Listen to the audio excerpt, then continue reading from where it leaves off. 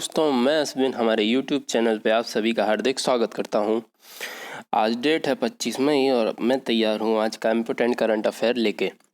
चलिए इसके साथ शुरू करते हैं।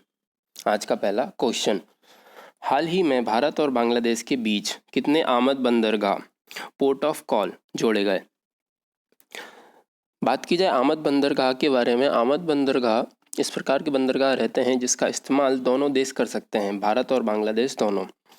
तो इसका जो राइट आंसर होगा वो होगा ऑप्शन थर्ड, 5 बंदरगाह।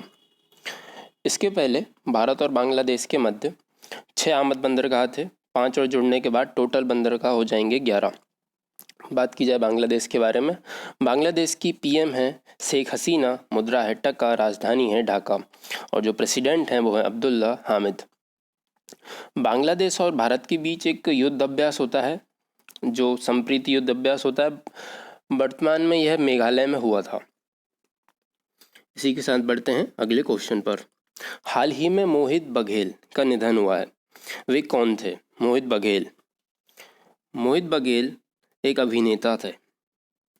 अगर आपको याद होगा, इन्होंने सलमान खान की रेडी मूवी में काम किया था और इनकी जो मृत्यु का कारण है वो कैंसर की वजह से 26 साल की उम्र में इनकी मृत्यु हो गई है। चलिए इसी के साथ बढ़ते हैं अगले क्वेश्चन पर। हाल ही में किस देश ने ओपन स्काई संधि से बाहर होने की घोषणा की है? ओपन स्काई संधि, तो बात की जाए आंसर के बारे में तो ये देश है वो है अमेरिका।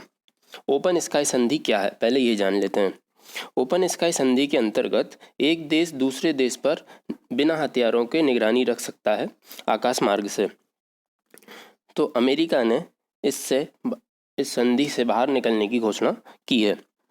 बात की जाए अमेरिका के बारे में, अमेरिका के राष्ट्रपति हैं डोनाल्ड ट्रंप, उपराष्ट्रपति हैं माइक डेलेसो, राजधानी है वॉशिंगटन डीसी, मुद्रा है यूनाइटेड स्टेट अमेरिकन डॉलर।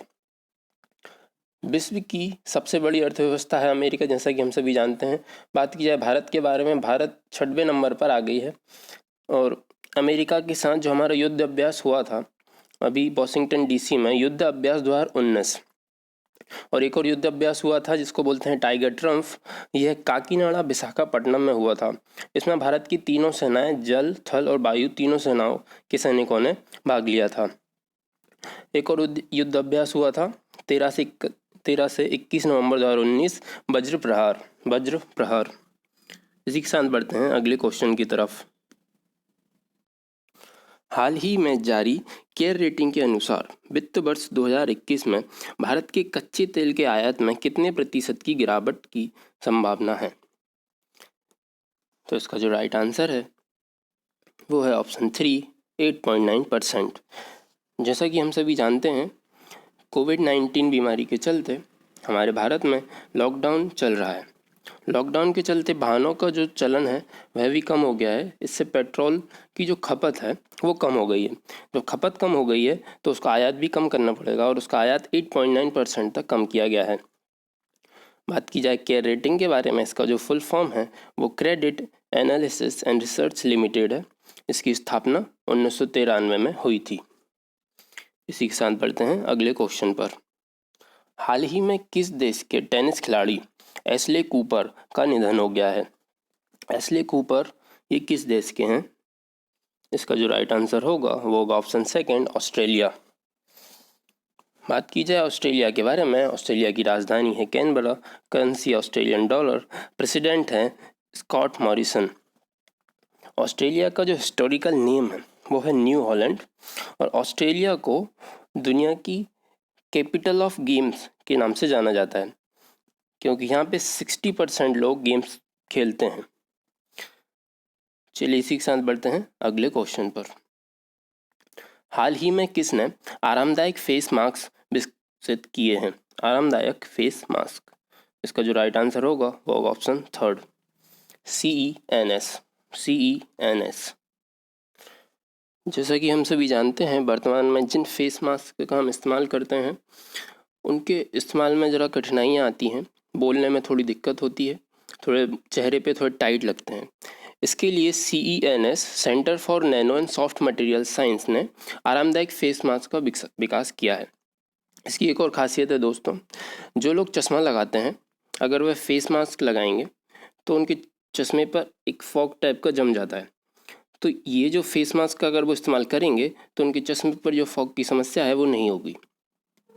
बात की जाए अन्य ऑप्शंस DRDO के बारे में, defence research and development organisation, इसका जो हेडक्वार्टर है वो न्यू दिल्ली में है। ये 1958 में फाउंडेड हुआ था। वर्तमान में हमारे रक्षा मंत्री हैं राजनाथ सिंह। इसी के साथ बढ़ते हैं अगले क्वेश्चन की तरफ। हाल ही में किस राज्य सरकार ने उद्यमिता के लिए युवाओं को प्रोत्साहित करने के लिए स्टार्टअप फंड शुरू किया है? इसका जो राइट आंसर होगा वो ऑप्शन सेकंड, उत्तर प्रदेश। उत्तर प्रदेश। यह जो स्टार्टअप फंड शुरू किया गया है वो सिडबी की हेल्प से किया गया है। SIDBI small industrial development bank, इसका जो हेडक्वार्टर है वो लखनऊ में है। इसकी स्थापना 2 अप्रैल 1930 को हुई थी। वर्तमान में इसके जो हेड हैं वो है मोहम्मद मुस्तफ़ा। बात की जाए यूपी से रिलेटेड कुछ अन्य करंट अफेयर्स के बारे में, यूपी वर्चुअल अदालतों के जरिए सुनवाई करने वाला पहला राज्य बना है। और यूपी ने 2 ऐप लॉन्च किए हैं, प्रवासी राहत मित्र ऐप और कोरोना कवच ऐप। बात की जाए यूपी के बारे में तो यूपी के जो CM हैं वो योगी आदित्यनाथ, कैपिटल है लखनऊ, गवर्नर है आनंदीबेन पटेल, राजकीय पशु है बारहसिंगा, राजकीय पक्षी है सारस, राजकीय वृक्ष है अशोक का वृक्ष। एक और इम्पोर्टेंट करंट अफेयर है यूपी से जुड़ा हुआ, गोरखपुर के टेराकोटा को GI टैग मिला है। अब ये टेराकोटा क्या है? टेराकोटा दोमट मिट्टी से बनी हुई कुछ कलाकृतियां हैं जिसको GI टैग मिला है। इसी के साथ बढ़ते हैं अगले क्वेश्चन की तरफ। हाल ही में केविन मेयर किस कंपनी के नए CEO नियुक्त किए गए हैं? Kevin mayor. तो इसका जो राइट आंसर होगा वो होगा ऑप्शन फर्स्ट, टिकटॉक। जैसा कि हम सभी जानते हैं वर्तमान में टिकटॉक की रेटिंग 4.7 से सीधी गिरकर 1.2 हो गई थी 3-4 दिन के अंदर। इसी के चलते ये फैसला लिया गया है। चलिए बढ़ते हैं अगले क्वेश्चन पर। हाल ही में किस देश ने अपना नया स्पेस ऑपरेशन स्क्वाड लॉन्च किया है? स्पेस ऑपरेशन स्क्वाड लॉन्च किया है। इसका जो राइट आंसर होगा वो होगा ऑप्शन सेकंड, जापान। जापान ने अपना स्पेस ऑपरेशन स्क्वाड लॉन्च किया है। बात की जाए जापान के बारे में, इसके जो PM है वो है शिंजो आबे, राजधानी है टोक्यो, मुद्रा है येन। जापान में समर ओलंपिक्स होने थे 2020 के, लेकिन कोरोना वायरस के चलते इनको पोस्टपोन कर दिया गया है। अब ये समर 2021 में होंगे। और टोक्यो में पैरा ओलंपिक गेम्स भी होने थे जिनको भी पोस्टपोन करके समर 2021 तक पोस्टपोन कर दिया गया है।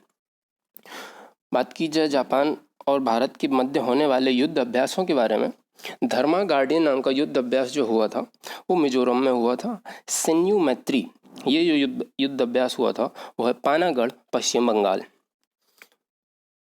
चलिए इसी के साथ बढ़ते हैं अगले क्वेश्चन की तरफ। हाल ही में संयुक्त राष्ट्र में भारत के नए स्थायी प्रतिनिधि के रूप में किसने पदभार ग्रहण किया है? इसका जो राइट आंसर होगा वो होगा ऑप्शन थर्ड, TS त्रुपति। UN में भारत के नए स्थायी अध्यक्ष चुने गए हैं। बात की जाए यूनाइटेड नेशन के बारे में, इसकी जो स्थापना हुई थी वो हुई थी 24 अक्टूबर 1945 को। इसका हेडक्वार्टर है न्यूयॉर्क में। सेक्रेटरी जनरल की बात करें तो वो है एंटोनियो गुटेरेस। इसी के साथ बढ़ते हैं अगले क्वेश्चन की तरफ। हाल ही में किस कंपनी ने अपने ऑफलाइन रिटेल्स को ऑनलाइन प्लेटफॉर्म से जोड़ने के लिए फेसबुक के साथ समझौता किया है? इसका जो राइट आंसर है वो है option second, Samsung. Option second, Samsung. बात की जाए फेसबुक के बारे में, फेसबुक ने अभी हाल ही में अपनी एक डिजिटल करेंसी लॉन्च की थी जिसका नाम है लिब्रा। फेसबुक ने कोविड-19 से लड़ने के लिए आई फॉर इंडिया नाम की पहल शुरू की थी। फेसबुक ने एक और पहल शुरू की है जिसका नाम है वी थिंक डिजिटल। फेसबुक ने व्यापारियों के लिए व्यापारी अपने प्रोडक्ट्स फेसबुक पे ऑनलाइन बेच सकें इसके लिए FB शॉप नाम से एक ऐप शुरू किया था। इसी के साथ बढ़ते हैं अगले क्वेश्चन की तरफ। हाल ही में किस देश में दुनिया की सबसे तेज इंटरनेट स्पीड 44.2 Tbps दर्ज की गई? इसका जो राइट आंसर होगा वो होगा ऑप्शन सेकंड, ऑस्ट्रेलिया। 44.2 टेराबाइट पर सेकंड, देखा जाए तो ये काफ़ी ज़्यादा स्पीड है। चलिए इसी के साथ बढ़ते हैं अगले क्वेश्चन की तरफ। हाल ही में किस ई कॉमर्स कंपनी ने भारत में ऑनलाइन फूड डिलीवरी सर्विस की शुरुआत की है? ऑनलाइन फूड डिलीवरी सर्विस, इसकी जो शुरुआत की है वो की है अमेज़ॉन ने। अमेज़ॉन की जो स्थापना हुई थी वॉशिंगटन में 1994 में हुई थी। इसके जो सीईओ हैं वो हैं जेफ बेजोस, वर्तमान में सबसे अमीर व्यक्ति हैं। इसी के साथ बढ़ते हैं हमारे अगले क्वेश्चन की तरफ। हाल ही में किस देश के फुटबॉल महासंघ ने महिला फुटबॉल लीग को शुरू करने की घोषणा की है? महिला फुटबॉल लीग को शुरू करने की घोषणा किसने की है? तो इसका जो राइट आंसर है वो है जर्मनी। बात की जाए जर्मनी की कैपिटल है बर्लिन, मुद्रा है यूरो। बात की जाए अन्य ऑप्शंस के बारे में, ऑस्ट्रेलिया की राजधानी है कैनबरा, करेंसी है ऑस्ट्रेलियन डॉलर। अमेरिका की राजधानी है वाशिंगटन डीसी, करेंसी है डॉलर। बात की जाए ब्राज़ील के बारे में, ब्राज़ील की कैपिटल है ब्राज़ीलिया, करेंसी है ब्राज़ीलियन रियल।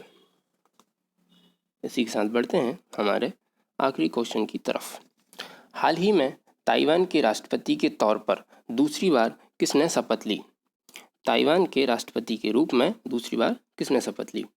इसका जो राइट आंसर होगा वो होगा ऑप्शन 4, तो साई इंग बेन।